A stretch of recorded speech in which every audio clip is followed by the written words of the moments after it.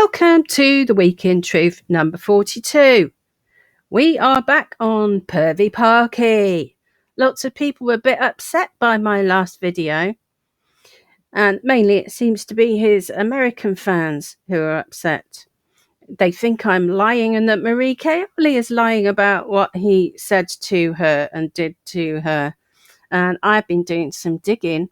And I will prove to you that what she said is absolutely par for the course with Simon. It's what they call his modus operandi. Anyhow, Simon is pretty big at the moment if his viewing figures and subs are anything to go by, although we hear that those can be falsified, and that may be something that is happening. Or it may be that this is just his time, and that with the whole Trump thing and the inauguration coming up and the Capitol Hill stuff, that he is suddenly attracting a lot of attention because he is big into QAnon and President Trump, isn't he? I don't think President Trump would really want to be associated with somebody like Simon Parkes, though.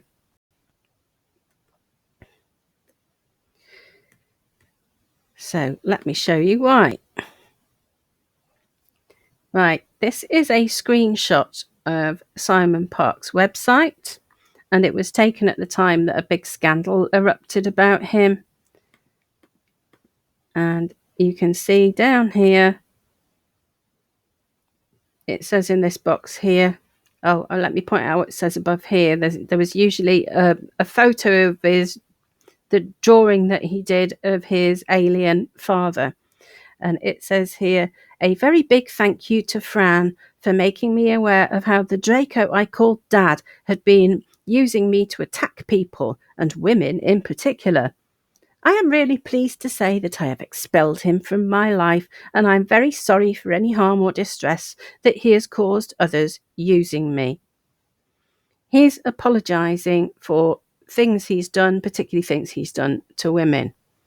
But he claims that his Draco reptilian alien father had taken over his body or personality at the time.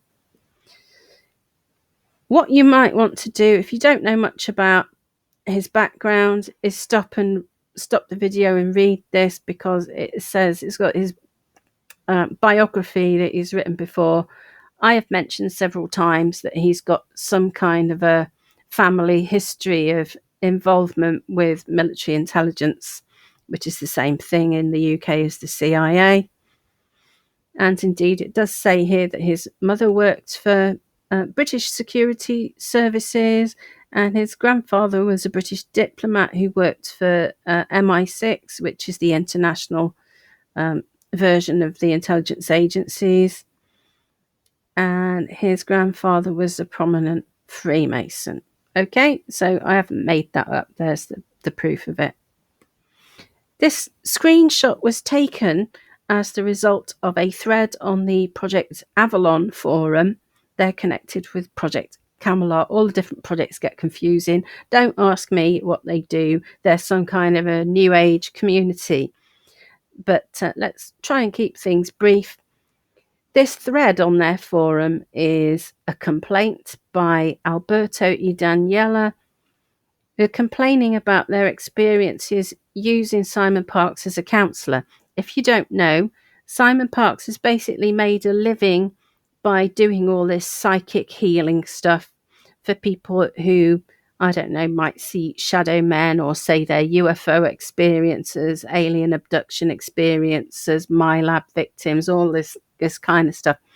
He says that he can help them, and he can remove psychic attachments and cords and all these kind of remote healing things that he's supposed to do. These people basically started out by complaining that he left them with an unfinished treatment. So they'd had a few treatments from him, and then they couldn't get hold of him, and they thought that was irresponsible of him, and that he was supposed to finish the treatment that he was giving them, and he never did, and they thought that was unacceptable. But it was just the start to a longer story where the kind of sexual abuse that he's inflicted on some of the people that he's worked with has really come to light.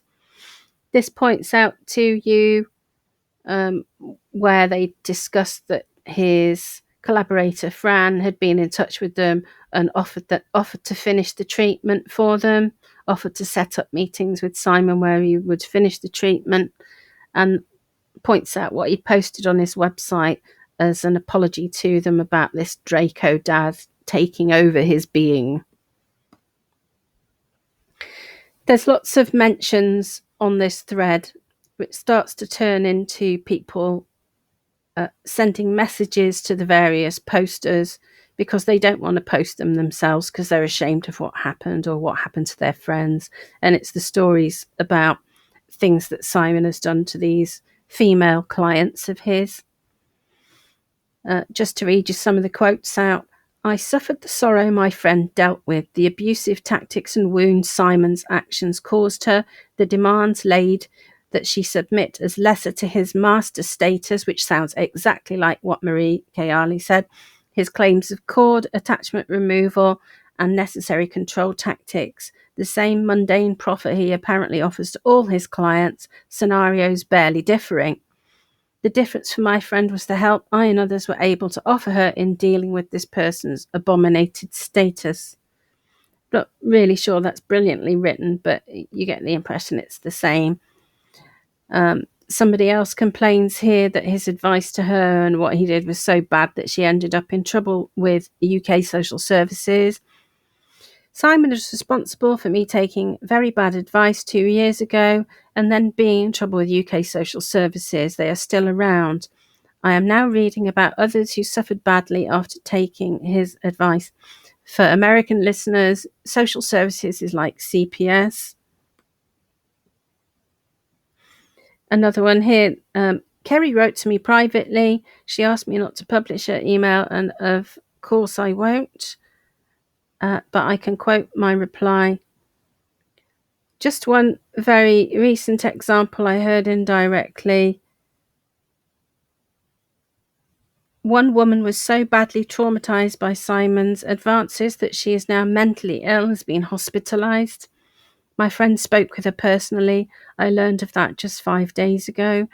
The sexual abuse wasn't even discussed in that new thread for a long time, but it's part of the counselling package in some instances.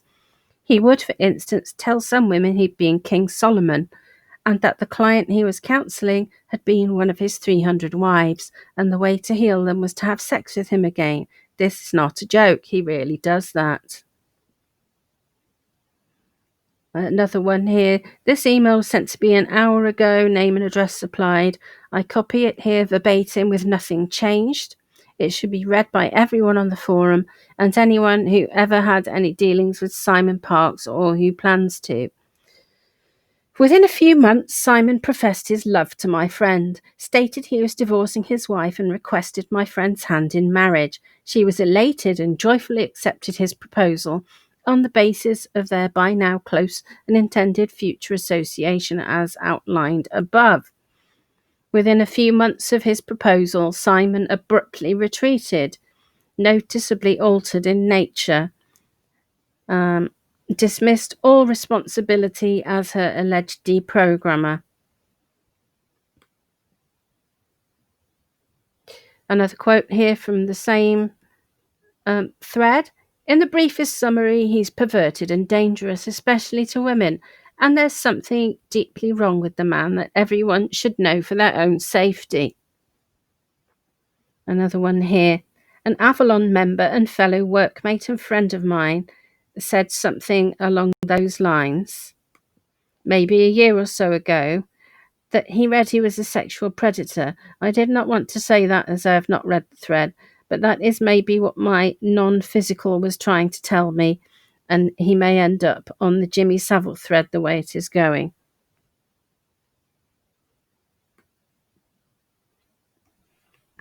What reflects really badly on Project Camelot is that Kerry Cassidy then comes onto this thread and makes every excuse in the book for Simon, that he's part reptilian, part mantid and part human, and that's why he does the things that he does. He tries his best to be a good guy, but that's his nature because he's he is part reptilian.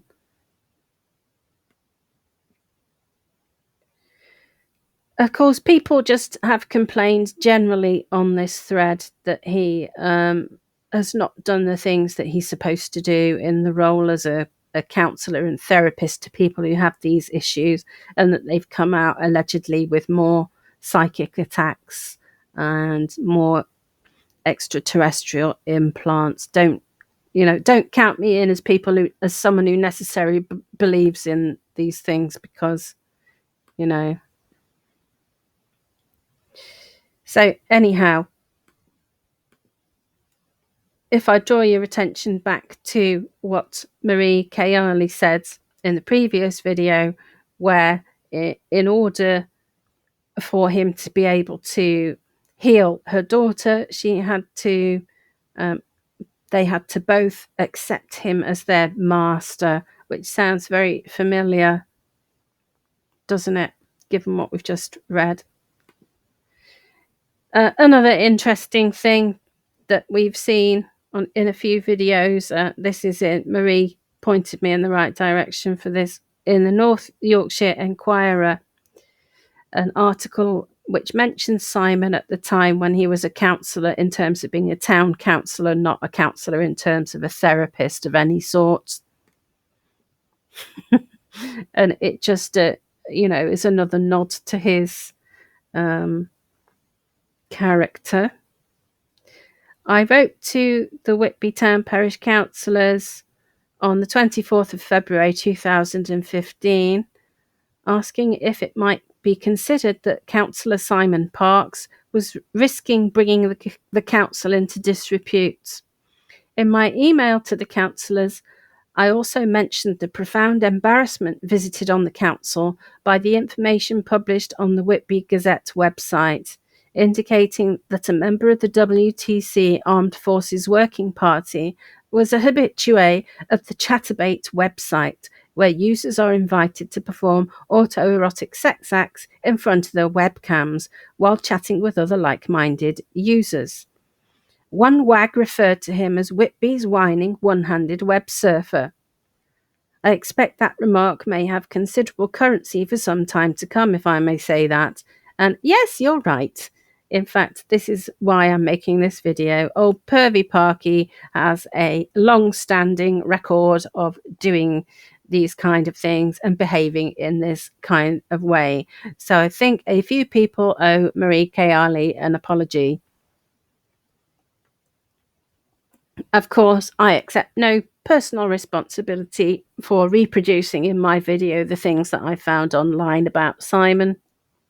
I'm not saying one way or another that any of this is true or isn't true, but if it is, then it would seem that he is not a very nice man, and you probably shouldn't be taking the things that he says about politics to heart. Incidentally, this week he has been saying that he had to leave YouTube, and he's had warnings and stuff about his content and videos removed. But when I looked at his BitChute on the same day, it didn't actually seem to be any different in terms of the content than his YouTube channel.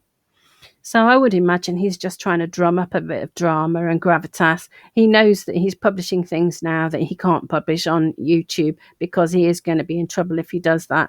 He's basically inciting people to violence. On that note, I will close. See you later.